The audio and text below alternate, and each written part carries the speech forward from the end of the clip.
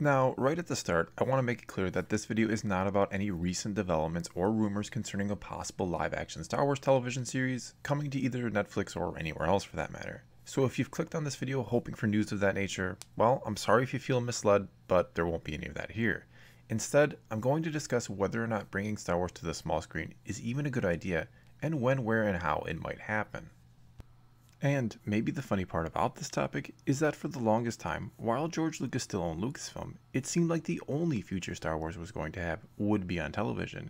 Because if you kept up with Star Wars news and rumors over the years, especially in the time following the prequels, you'll no doubt have heard about Star Wars Underworld, a series that George Lucas wanted to produce that would have taken place between episodes 3 and 4 that would show, as the name implies, the shadier side of the Star Wars galaxy and feature brand new characters.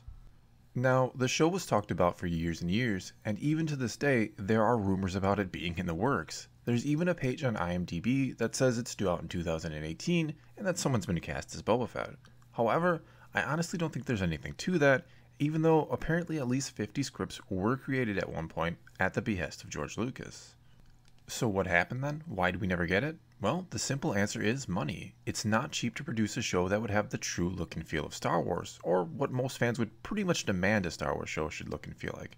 And much to both Lucas's credit and now Disney's, neither decided to cut financial corners and put something cheap out there that, quite frankly, would not be worthy of the Star Wars name.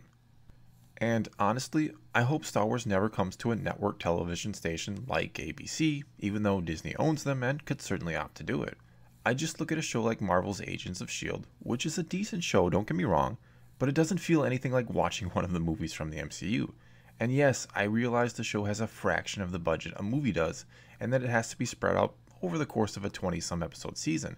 But, in my opinion at least, it fails to capture any of the magic that the movies do, and it's not even close really.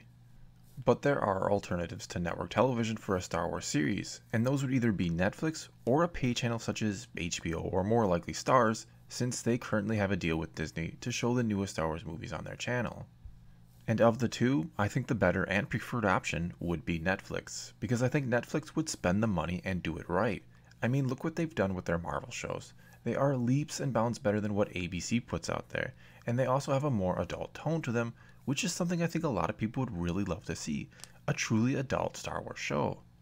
And I also think a lot of people can agree on the time period they'd like to see, and that would of course be the Old Republic. In fact, there is even a petition on change.org, which has over 200,000 signatures, asking for this very show. I'll include a link to it in the description below if you'd like to sign, even though sure, it by no means will guarantee that such a show would ever be made, but it will let Disney and Lucasfilm and Netflix know that the interest is there, and as the saying goes, it certainly can't hurt. And with all that being said, is this really a possibility? Could such a series, or any Star Wars series for that matter, ever come to Netflix? And I think the answer to that is a resounding yes. In fact, I'll go so far as to say it will happen, the only question is when. Why do I feel that way? Well, one of the main reasons is Disney, who of course owns Marvel and seemingly everything I love, has had great success already with Netflix and their MCU shows on their service. And I'm of course talking about Daredevil, Jessica Jones, Iron Fist, and so on. So there's no reason to think that, as long as the budget was there, that Star Wars wouldn't enjoy the same kind of success on Netflix. And I do think the budget would be there on Netflix's end, because they have not been afraid about spending money on their shows, most of which, from my viewing experience anyway, have been fantastic.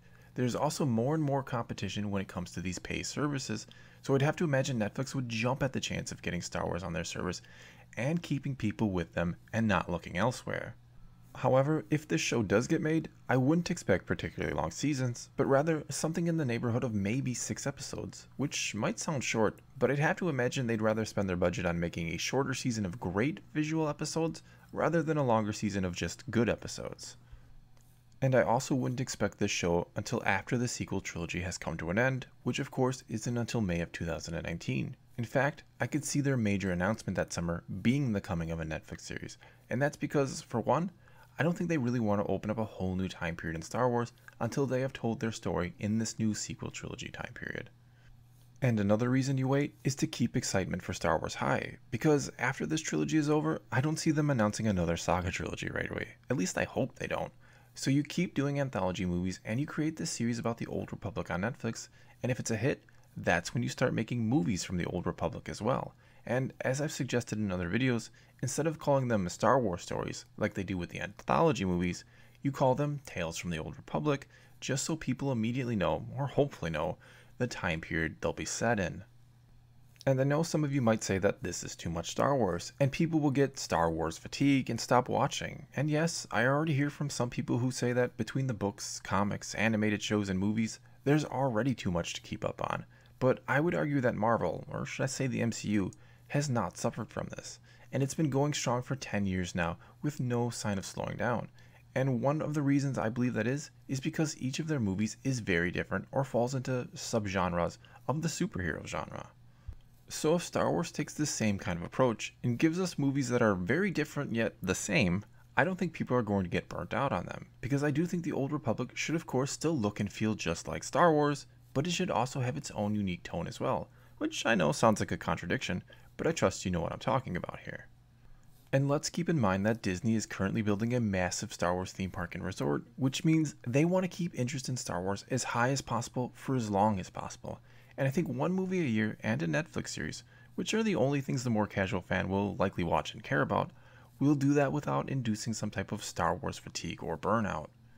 And sure, there will be some people who will grow tired of Star Wars no matter how much or little of it there is. That's just impossible to avoid.